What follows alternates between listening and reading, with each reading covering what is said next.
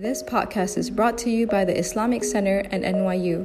For more information, visit our website at www.icnyu.org.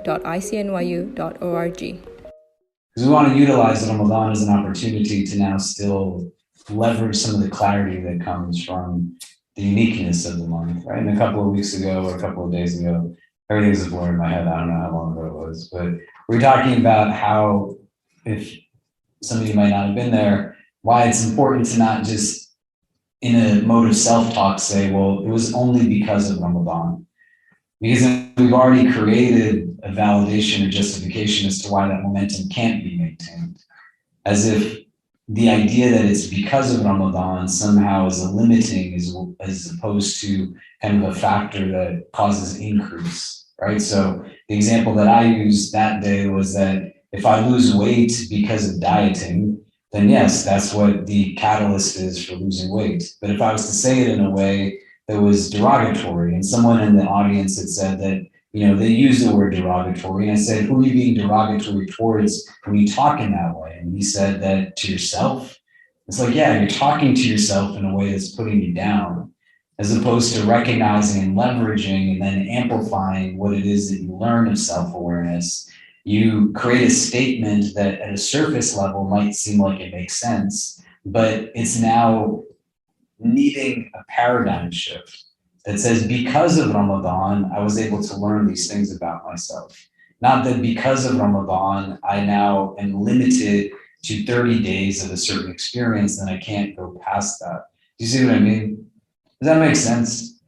At this juncture where we're at, there's a certain paradox that we want to start to think about. And our spiritual tradition seemingly has a lot of paradoxes in it. But fundamentally, those paradoxes are rooted in a recognition that Allah Azza wa Jal, in His infinite wisdom, He puts within some of these moments recipes for that inward illumination. So we have, for example, in these last 10 days and nights, the pursuit of what we call Laylatul Qadr, a night of destiny, a night of power. There hasn't been a day in the last, 14, 15 days, maybe not in the first couple of weeks, but definitively in the latter half of the month, where every single day, at least a dozen new people tell me how exhausted they are and how tired they are. And it's paradoxical because we now are in a state where it necessitates overt fatigue and weakness to experience real power. Do you know what I'm saying? That you get to a state now where you are, in a physical sense, just running on empty, right? You're trying to study for exams. You're trying to figure out how to go to work. You're trying to figure out how to balance your routine, going on a few hours a night.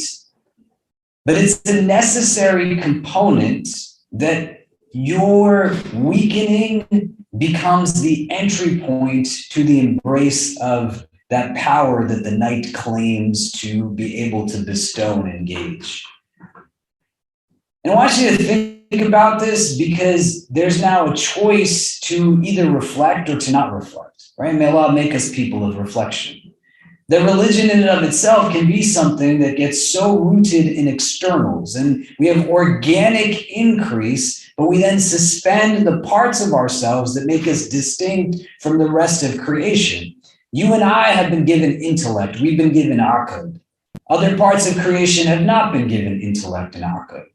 You and I have a distinct capacity through our spiritual heart, the qalb, to be able to utilize now both as organs of cognition to determine not anxiety-driven or a longing that is deprecated, as opposed to a longing that is productive, that then says, this is how I'm going to meet the coming days. How does it feel for those who have fasted before to eat on the day of Eid in the morning for the first time? What does that feel like? Why don't we do this? Now there's more people here. Just turn to the people sitting around you. What does it feel like to eat on the first day of Shawwal, the day of Eid? You're eating at breakfast time. So what does it feel like when you're eating on that first day of Eid, that day of Shawwal? It's morning time, the sun is in the sky, and you're putting food into your mouth. How does it feel? There's not a right or a wrong answer here, but what does it feel like for you? Now think about this. Months later, it's Dhul Hijjah, it's Muharram, it's any other month that we might not even know what the name of it is on the Islamic calendar, right? It's September, it's December. Do you think about the meal that you're eating in the morning 6 weeks, 6 months after the day of Eid al-Fitr, the first of Shawwal, the same way you think about that food you're eating the first day after Ramadan ends? Is it the same exact kind of thought process after some time has passed? Do you get the question? So does it feel the same? Why? What's changed?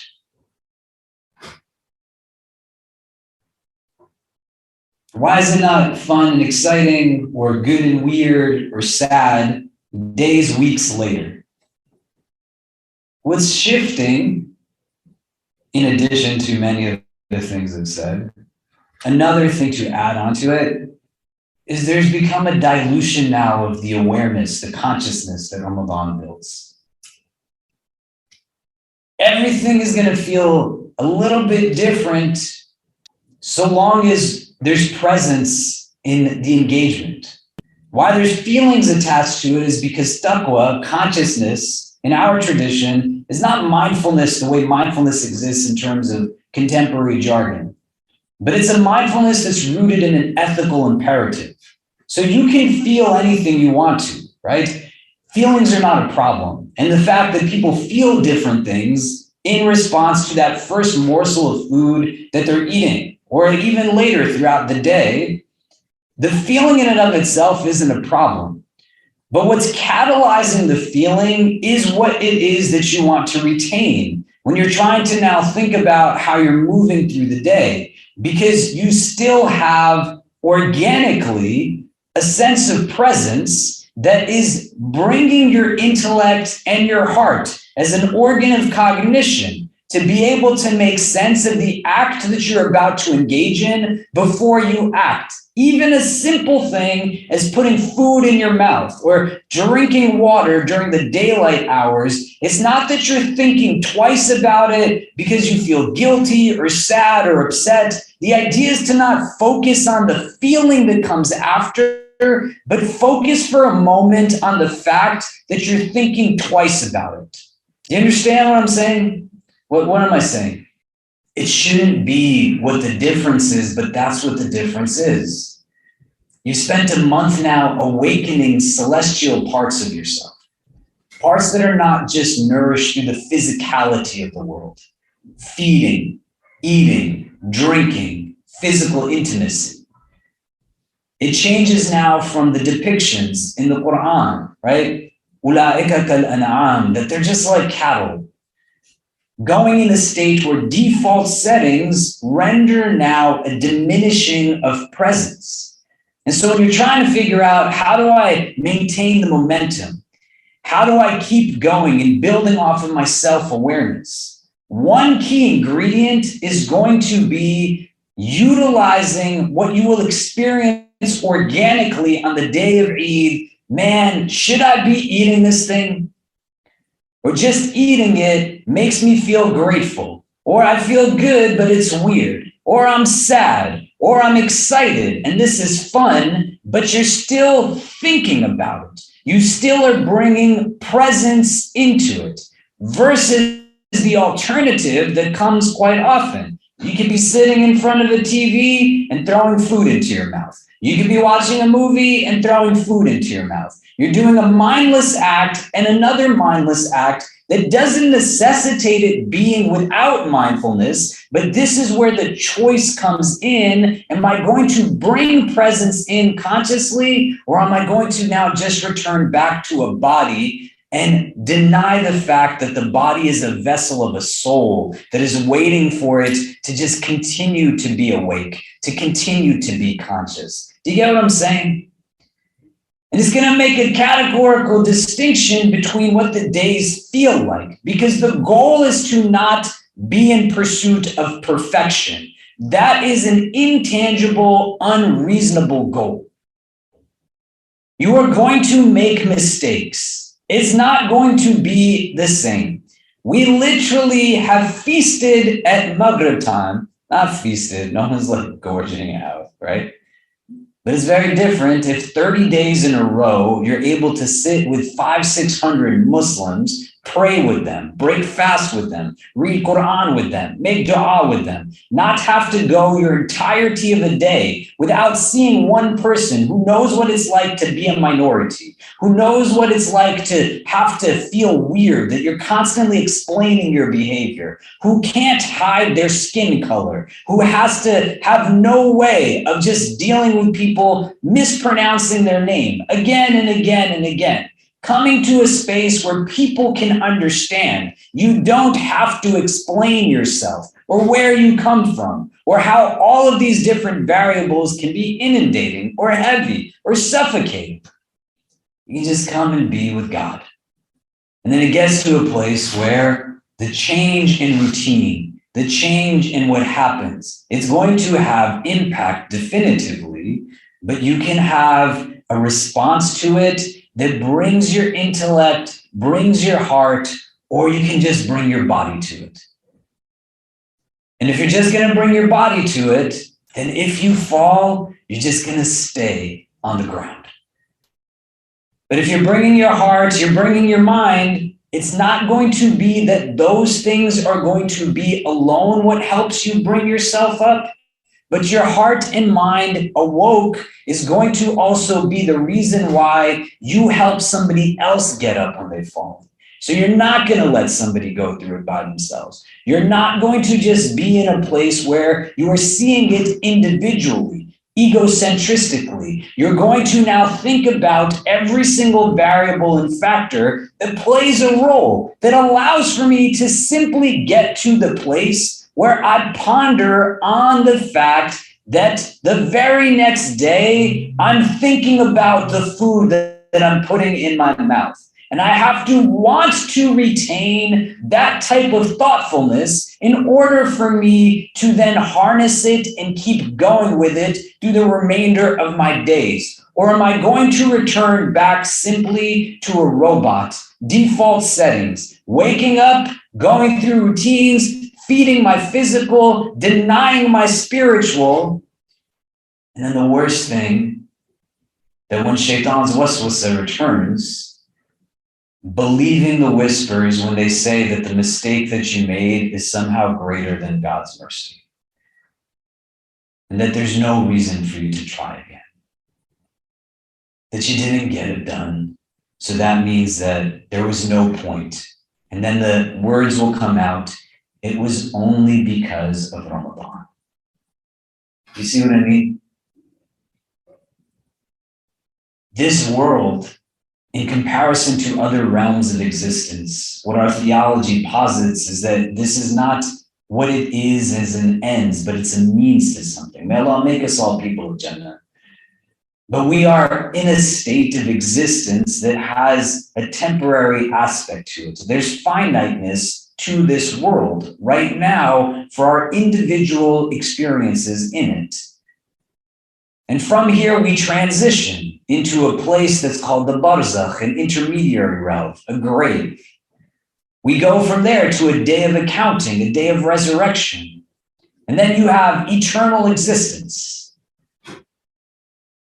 If we were to categorize what this world is in relation to the worlds that come after, the day of judgment is the place where there's judgment. What is being judged? The actions that you undertake in this world. You can't on the day of judgment say, I'm going to now go and seek forgiveness from somebody. You can't on the day of judgment say, I need 5 more minutes so that I'm not self-deprecating. You can't on the day of judgment say, Ya Allah, give me an opportunity to just go and be nicer to somebody.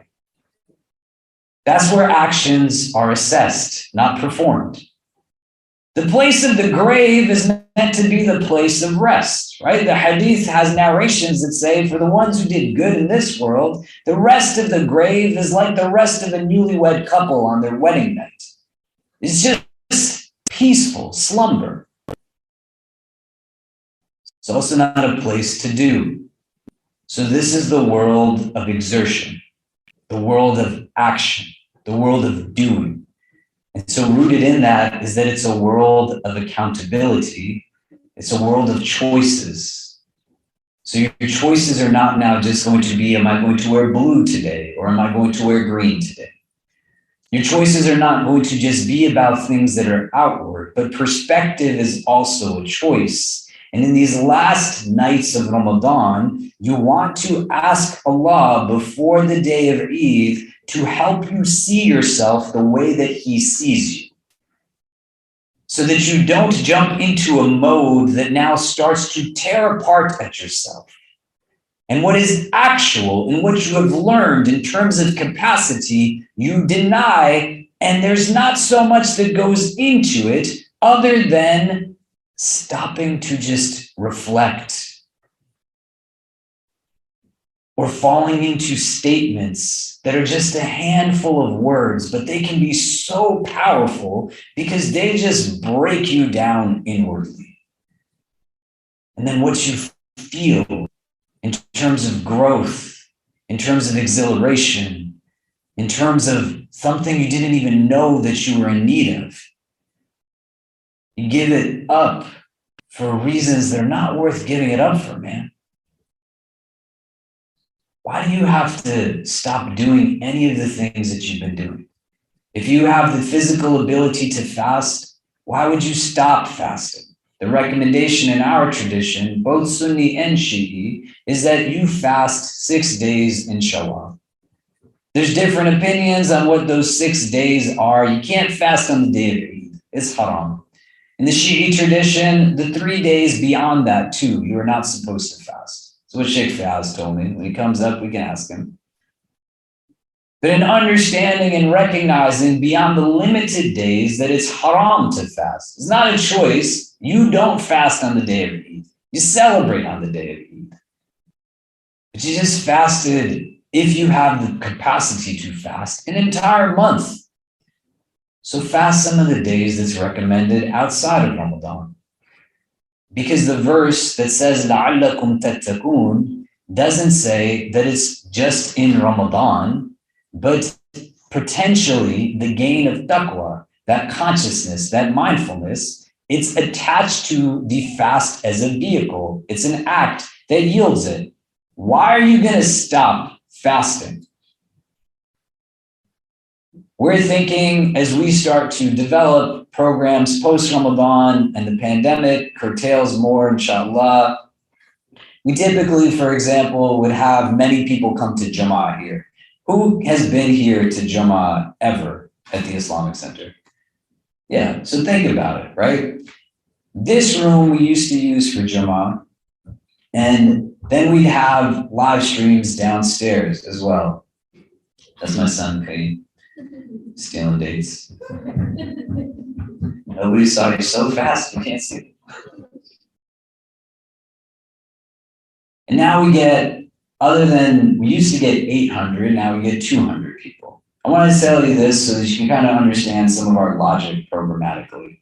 So we used to do something after Jummah called Fried Chicken Friday. Anybody ever come to Fried Chicken Friday? It's amazing, right?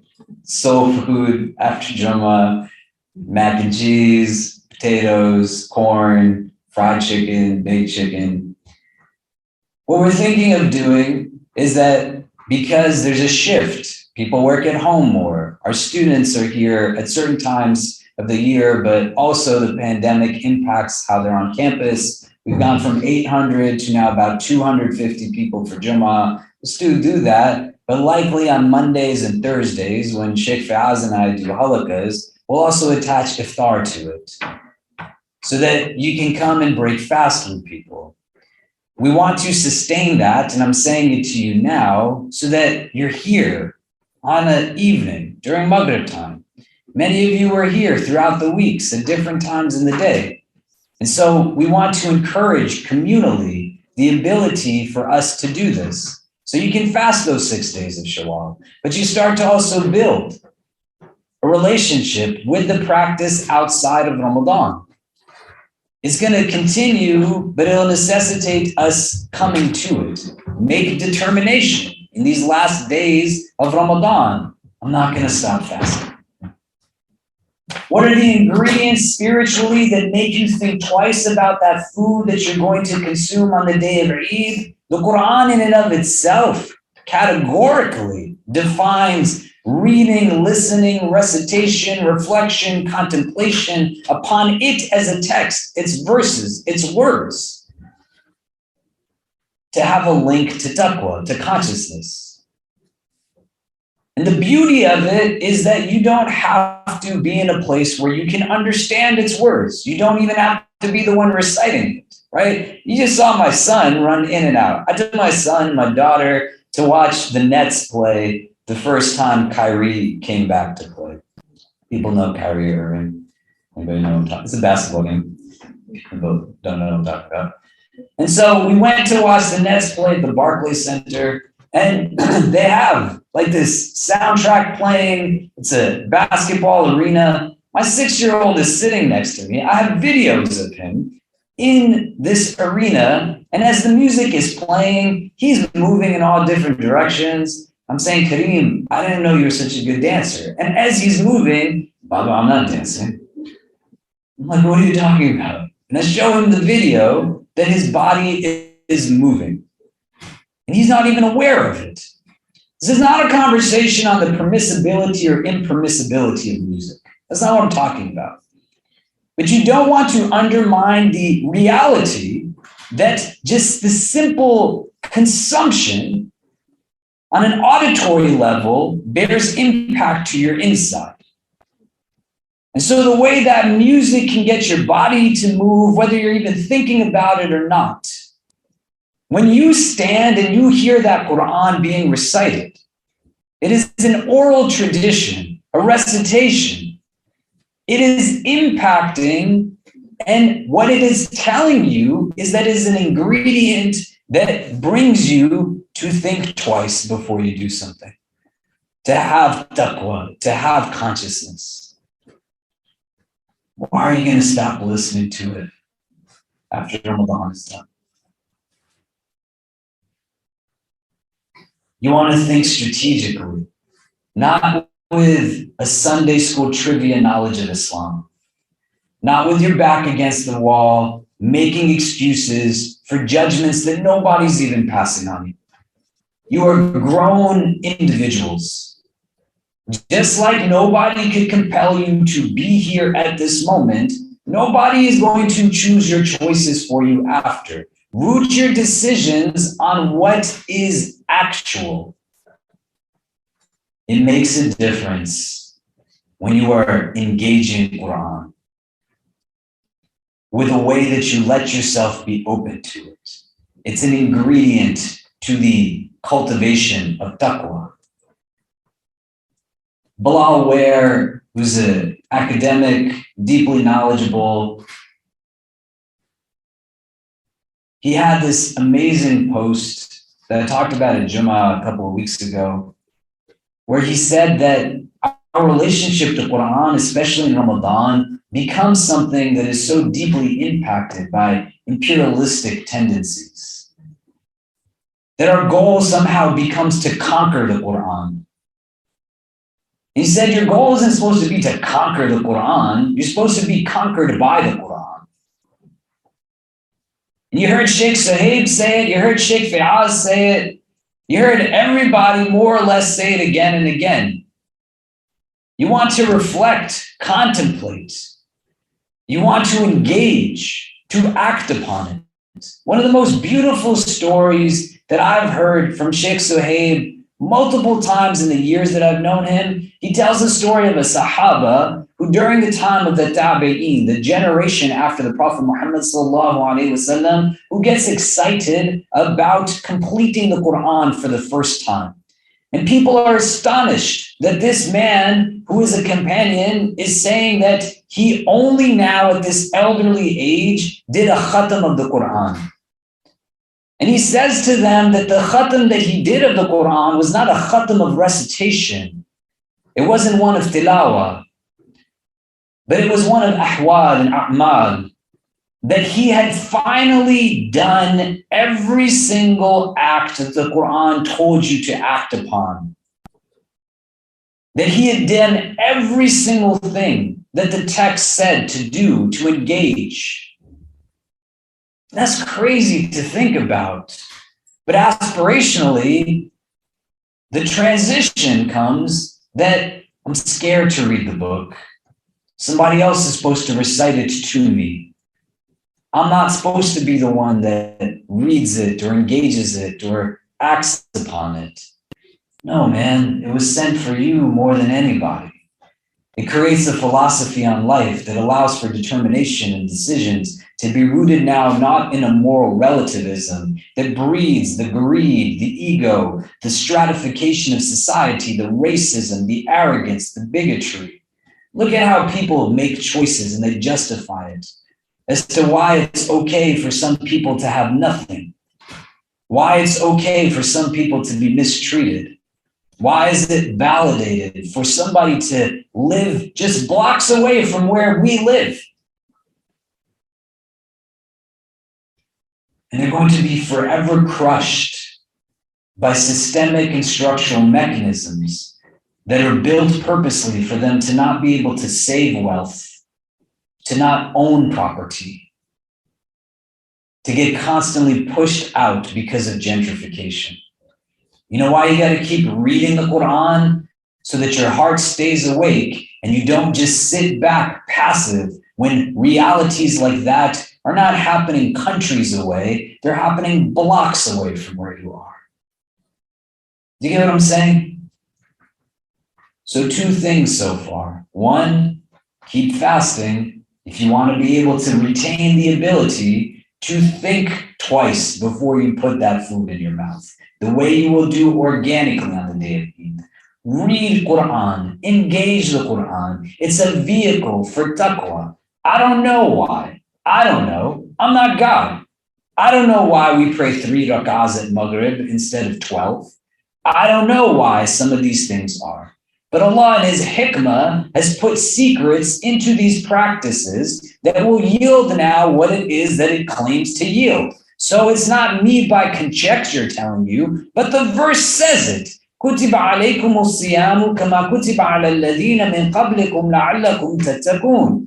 You do the fast, it perhaps will give you taqwa. It's that simple. ذَلِكَ الْكِتَابُ لَا رَيْبَ فِيهِ هُدًى لِلْمُتَّقِينَ. That this is a book, there's no doubt in it, a guidance for the people of taqwa. That's just it. And it's that straightforward and simple. So you just reflect, you contemplate, you think. Can we just move up a bit? People are going to be bringing in stuff to set up for iftar, so we can come in this way, so we're not getting in the ways of the volunteers. The third thing that's important in any spiritual diet is just being thinking of the company that you're a part of. And it's not just the person that you came here with. It's not just the person that you have sat with directly, on and off, eating iftar with, or maybe you stood next to them in prayer, or you had them in your home. But the collective experience, where you are in gatherings that, inshallah, are amongst the gatherings that the angels descended. You sit in the company of those whose intention does not bring them here purely for the satisfaction of capitalistic desire. Nobody's coming here to make money. Nobody showed up here because their presence here is going to help them make money. You spend a lot of time in workplaces that are built around the idea of making money. I'm not saying it's a good or a bad, but when it becomes the only or the predominant, you start to get impacted at the level of your heart.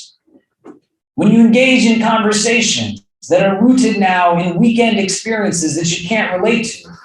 I can't relate to the fact that you went out and did what you did. I'm not judging you for it, but I don't hang out with people like that. I don't do some of the things that you do. And I start to feel more isolated, more alone than anything.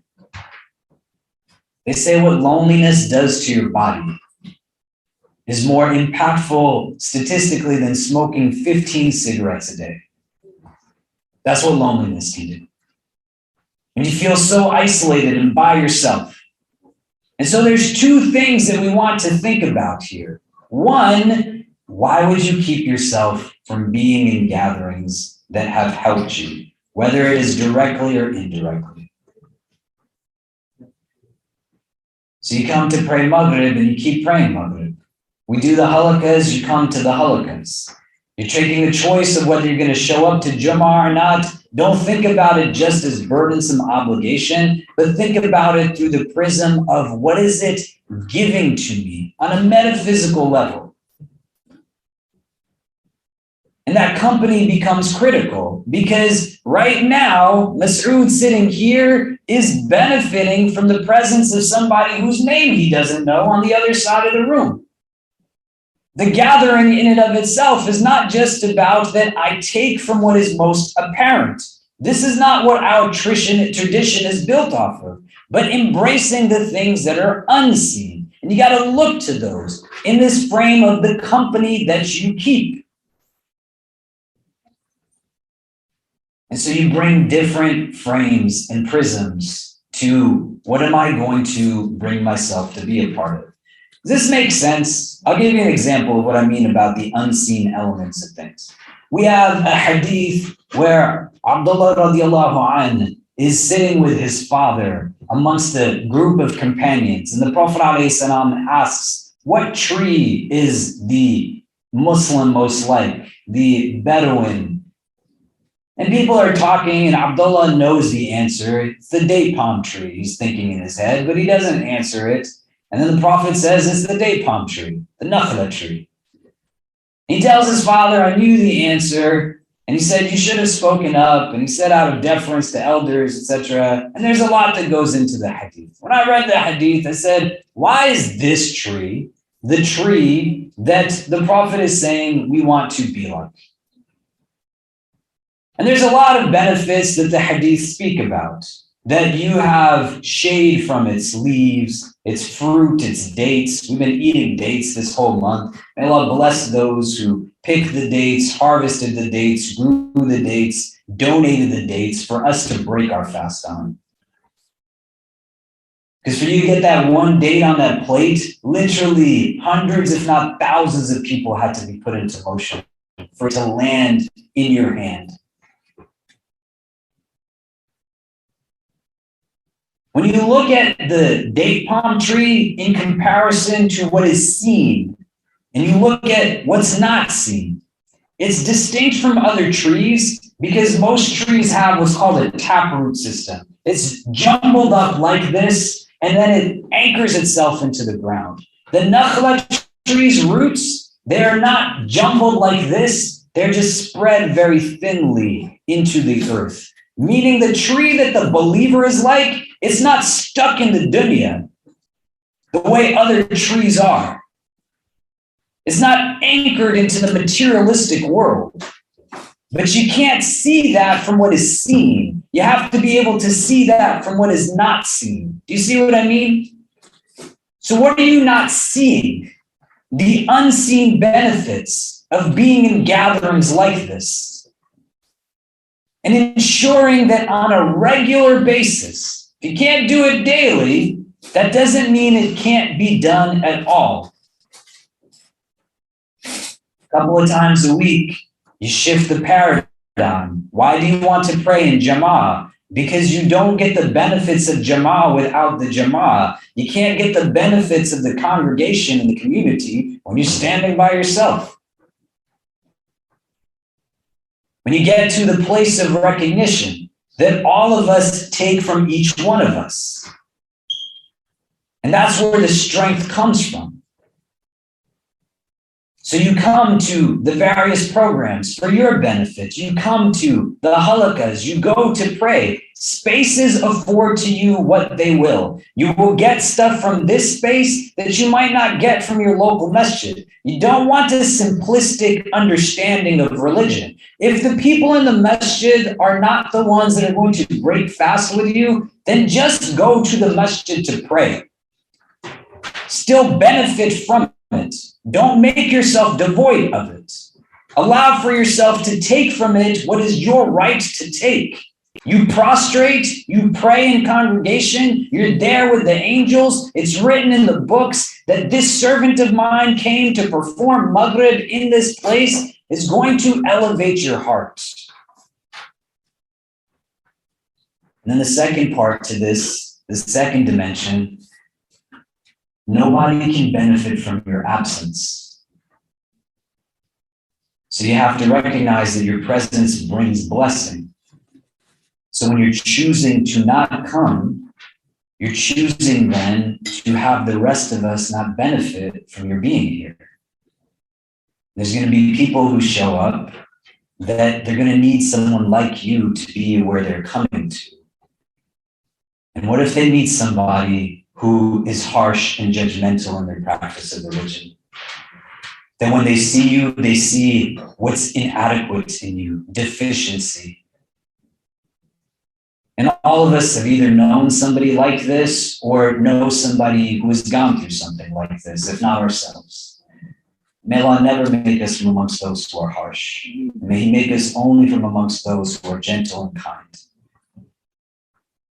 The company you keep is going to be important. Frequent spaces that serve as a space of illumination for your heart. Not just the places you're supposed to be from a materialistic standpoint. Some people, they might not get it. They're not going to understand. Why do you go to volunteer on the weekend? Why do you go and give money in charity? Why do you do these things? Because they're the right thing to do. You don't need a professor's permission to pray your prayers. You don't need your boss to validate the fact that you wash your feet when you make wudu. The ideas that frequently engage us externally give indication to obstacles that engage themselves inwardly. And what Shaitan wants when the month is done is for you to believe that it only existed in a temporary state. But it's you that's been praying your prayers. It's you that's been fasting your fast. Alhamdulillah, by the grace of God, you're in a place where you're able to do these things. All I'm asking you to do as we go into remaining hours of Ramadan is to just think about it. Think about it deeply. Why does it feel different when you eat on the first day after Ramadan? And what you don't want to equate it to is simple understanding that in its simplicity becomes detrimental. Because on the other end, it's still simple understanding. You're thinking twice because Ramadan worked. It yielded awareness. It yielded consciousness. It yielded presence of mind. So you keep doing the things that you're supposed to be doing. And the opportunity to engage on it at the level that is individualized. You allow for yourself, if you prayed in the late hours of the night in Ramadan, to pray a little bit in the late hours of the night in Ramadan. You allow for yourself, if you engage in acts of volunteerism, to do that. If you sat down and had conversations with different people, maintain those relationships and friendships. Engage in what it is that's going to be meaningful. So 3 parts. Ramadan concludes, keep fasting. The recommendation in Shawwal of 6 bears continuity. Fast beyond it. The middle days of the month, the days when the moon is at its fullest, the Prophet ﷺ would fast these days. Mondays and Thursdays, fast those days. Regular fasts outside of Ramadan. 2, keep a relationship, an engagement with Quran. 3, be in gatherings that are good for your heart and think about it in that way. Because there are gatherings that are not good for your heart. There are gatherings that are purposely built to have you deny the existence of your heart. And then allow for yourself to go at a pace that just makes sense for you. The month of Ramadan is like a madrasa. It's an opportunity to learn about who it is that you are. The believer's state, and may Allah make us from the mu'mineen, is such that we are meant to be those that adapt. We embrace change. You are not the same as you were on the last day of Shawwal. You go into the month of Ramadan and you are now in a different place than where you were prior to it. Reflect on the complexity. It's not complicated, but it's not just one single variable. What brought you to this place? Take out a notebook at the end of the night and just write it down so that you're deeply reflecting on it. And the last thing I'll say before we call the adhan, it's good that you're tired. It's good that you're exhausted. And it's good that you're anxious. Because your anxiety is showing just how precious this is to you. Allah is the one that gave us all of our emotions in the first place. They serve as data points. Your worry is indicative of the fact that you don't want to lose something, but you take it to its logical conclusion. You don't want to lose it because it's good for you. You don't want to lose it because there's benefit and khair in it. So don't give it up without a fight. Don't give it up for something that's not worth it. The exhaustion means that you've worked hard. That's why we have a day of Eid at the end of it, so that you can celebrate the achievement. The achievement is about what's taking place inwardly. And as your brother who loves you, don't go into the first night of Shawwal at the conclusion of the last iftar and immediately do things that are bad for your heart. The night before Eid is also a Mubarak night. Make dua on that night. Pray on that night. Don't do haram things. And push yourself forward in a way where your celebration is rooted in what our tradition asks us to do. Some of us, we are going to go to work on the day of Eid because we don't have a choice. That's the reality of some of our jobs.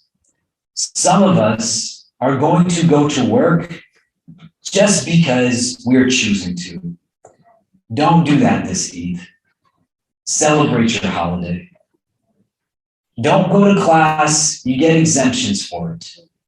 Move exams, we can help you with it. Plan from now with love and care what you're going to give in terms of gifts. Think, in this Ramadan, either in front of you or in our offices or even in my apartment, more than a dozen people have taken Shahada in this community. May Allah strengthen them and increase them in all that is good. What does Eid look like for somebody whose family is not Muslim? And with consciousness, with taqwa, think about them beforehand. Do you get what I'm saying?